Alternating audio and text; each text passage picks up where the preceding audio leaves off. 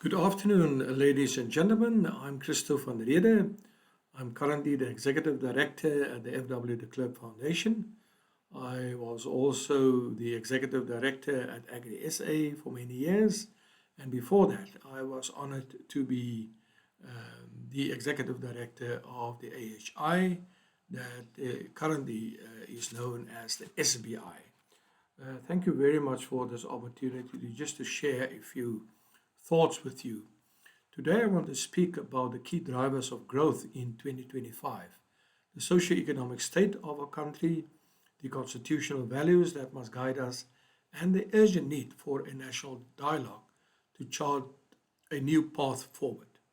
So, what are these key drivers of growth in 2025? As a result of the government of national unity, we have seen a big drive towards energy reform and renewable expansion. Eskom's unbundling and acceleration of independent power producers are helping to stabilize electricity supply. We've seen a massive uptake of solar and wind projects in the Northern and Western Cape, and these projects are drawing billions in investments. The second big driver of growth relates to infrastructure development or infrastructure investment. Public private partnerships are revitalizing transportation and water infrastructure. Key projects under the Infrastructure Fund, that amounts to approximately 100 billion rand, are progressing, opening opportunities in construction, engineering, and smart logistics. And this is vital if we want to see tangible economic growth. A third big driver of growth is tourism recovery. We've seen international arrivals rebounding and domestic travel up.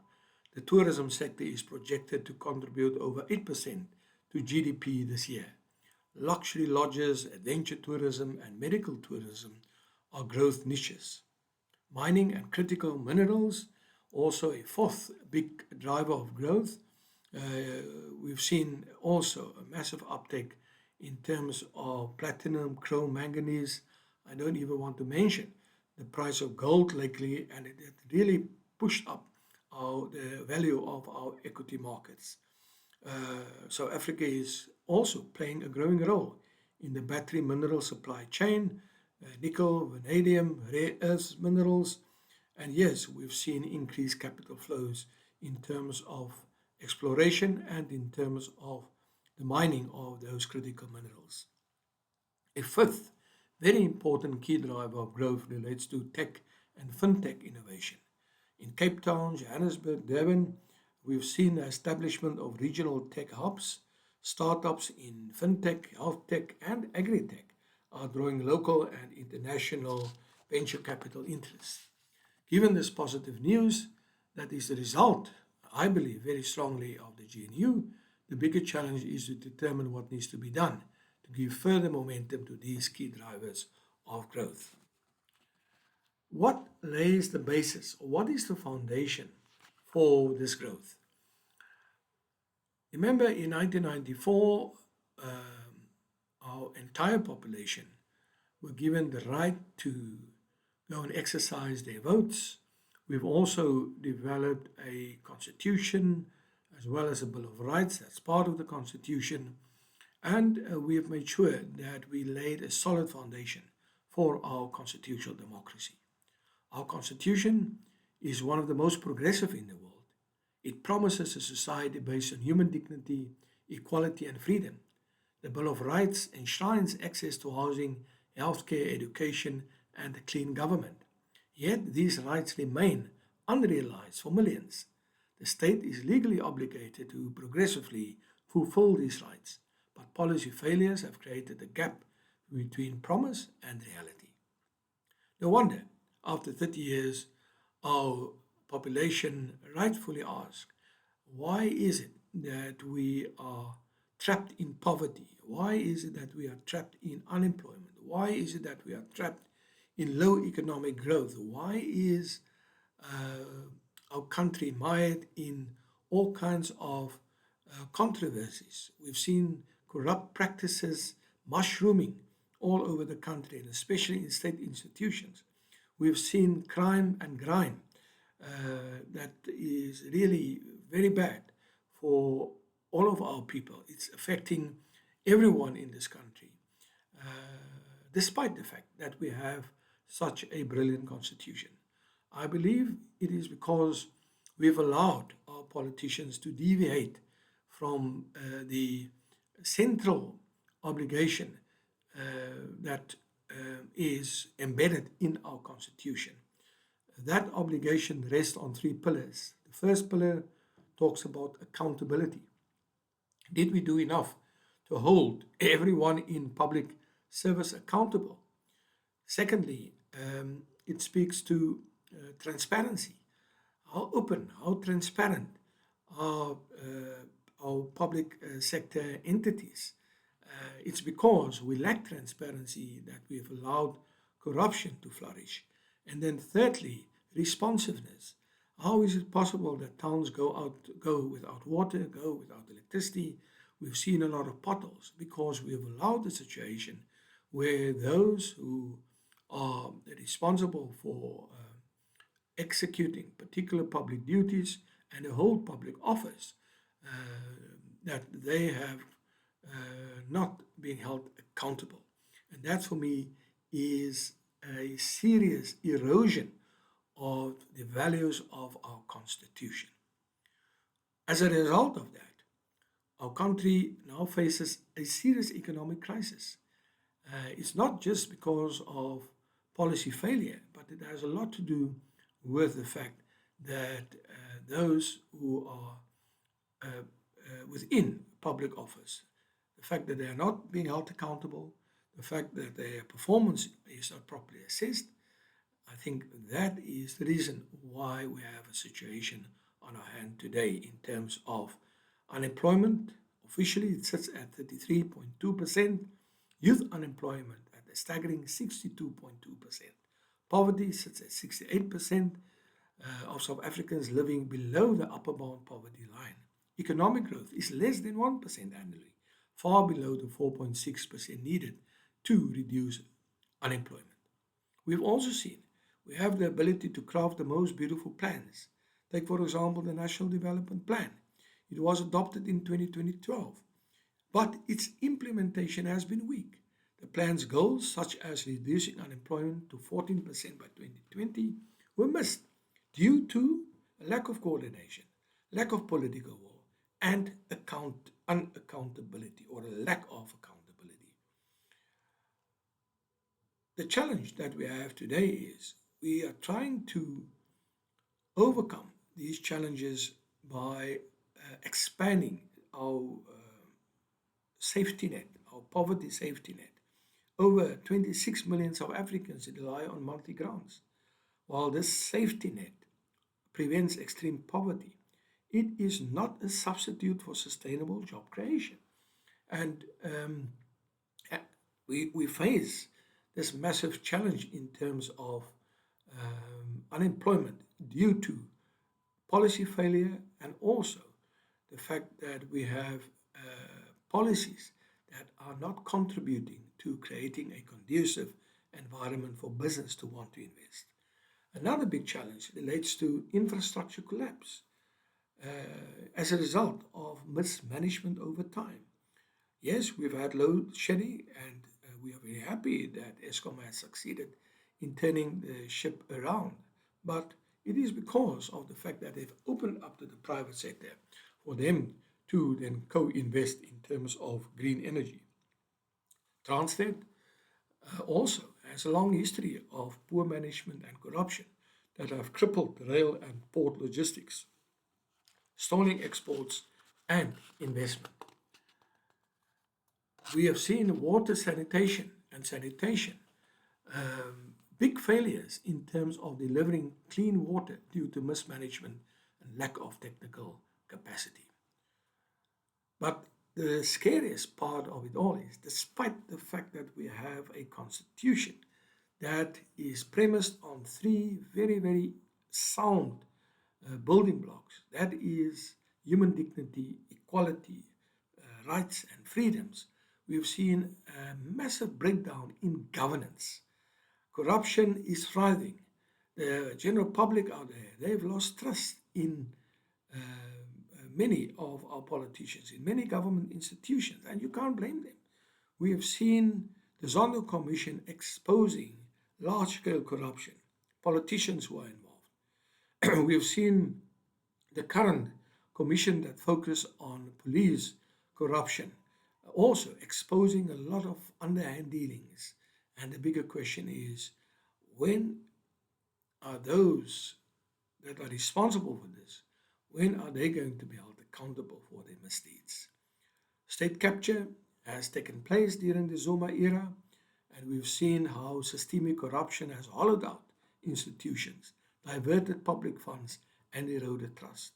We've seen many municipalities dysfunctional, failing to deliver basic services due to cadre deployment and poor oversight. And yet, government wants to continue with employment equity policies that do not work, that has caused even greater division between those who have and those who don't. We've seen poverty on the increase, unemployment on the increase. Instead of finding a neat balance between transformation as well as meritocracy, we continue with policies that over 30 years have not delivered any desired results. And then what is currently happening is actually what I would describe as an investment paradox. We've seen South African companies holding on to 1.8 trillion rand in the reserves. This capital could transform the economy, but remains frozen due to policy uncertainty. Business await clear reforms in energy, logistics, and labor, and we've seen the role that BUSA has played in terms of getting private sector expertise working together with government to turn the situation around. We've seen a low return on investment, especially public infrastructure investment. Poor infrastructure, weak governance make investment risky. Capital flight, firms are expanding abroad where returns are higher and risk lower. And can you really blame them for taking up that stance? Policy failure, the lack of decisive reform in energy and logistics has led to maintenance capex rather than growth capex. Companies spend on survival. In other words, they purchase diesel generators, they spend money on private security, they spend money on things that the state is supposed to deliver. But unfortunately, due to a lack of political will, political commitment, and political accountability, we've seen our private sector more and more not investing, and that poses a serious risk to South Africa, to the South African people. To improve governance in South Africa and restore public trust, several key reforms are necessary. These reforms should address the root causes of institutional failure, corruption, and poor service delivery. And we've seen how the government of national unity has already resulted in things happening, very positive things happening, and we should build on that. We have a serious situation on our hand should the GNU implode. And the bigger question we should ask ourselves, do we need this political contestation, this political competition between partners within the GNU? One would have thought that the agreement that they have reached when they went into the GNU, that agreement, that charter that they've drawn up, would have guided the GNU in terms of the road that they would have embarked upon. Unfortunately, the political consultation and unnecessary infighting is really costing South Africa dearly.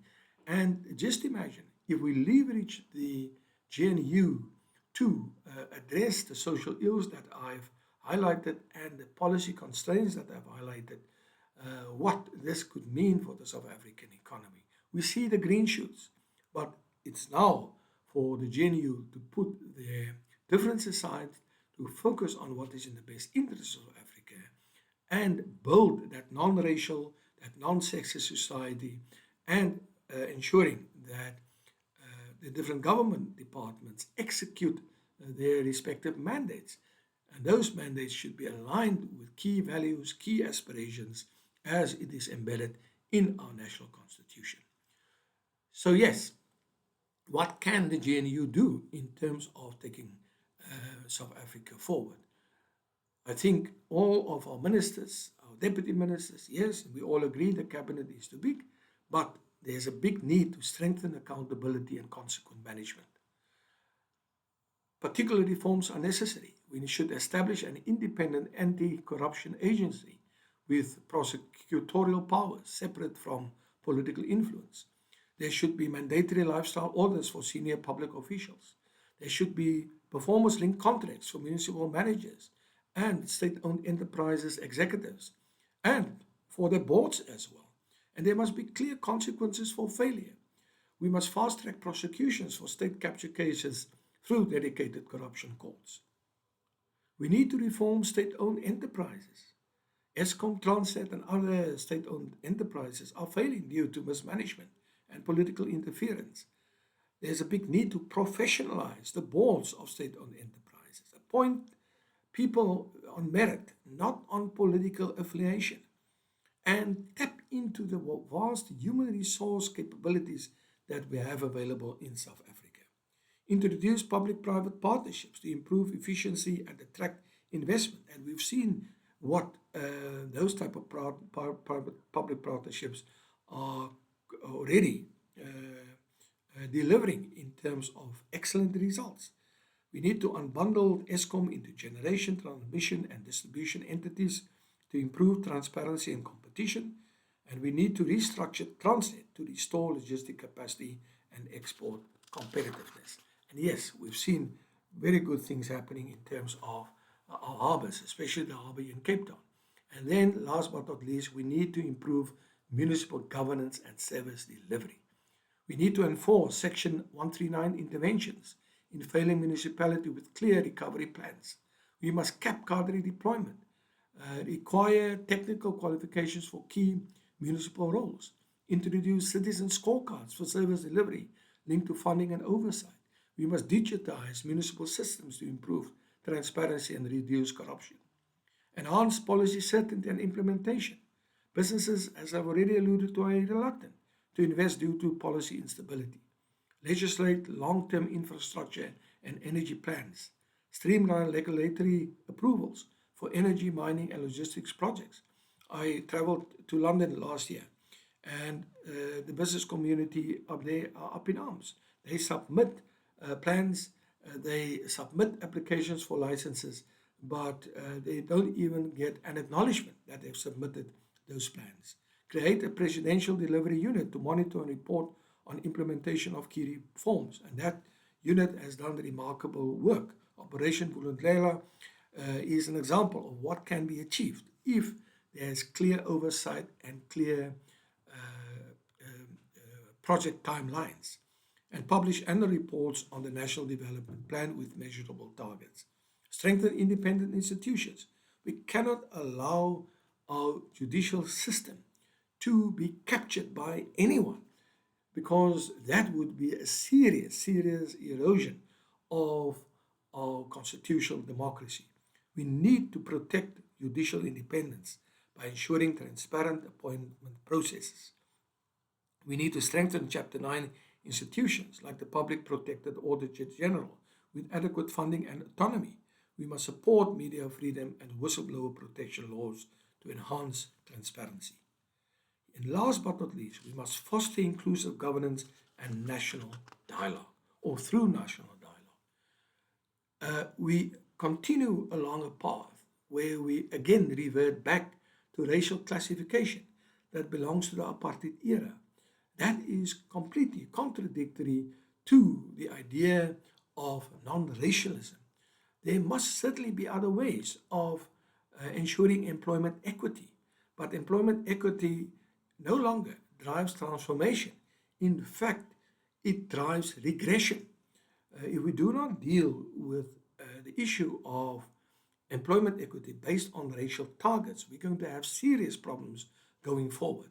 And that is something that the business sector needs to come out and find better ways of ensuring employment equity within the business sector, also the state sector, but also making sure that employment equity is based on a good mix or a good balance between the need for transformation, employment equity, and the need for meritocracy.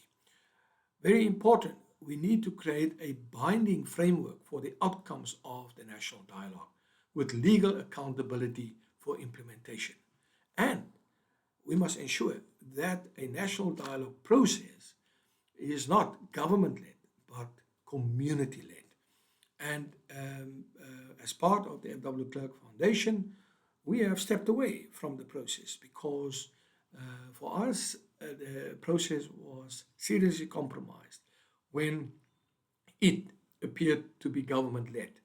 And we are still committed to it, but we say, let us go back to the drawing board and design a process which allows communities to take ownership of the process and make sure that the voice of the community is heard.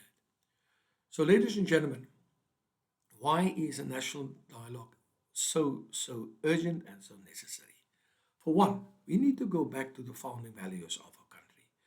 Communities need to understand the national constitution, the Bill of Rights, and we must use that as the blueprint, as the framework to build the society as a society that's based on social cohesion, a progressive society.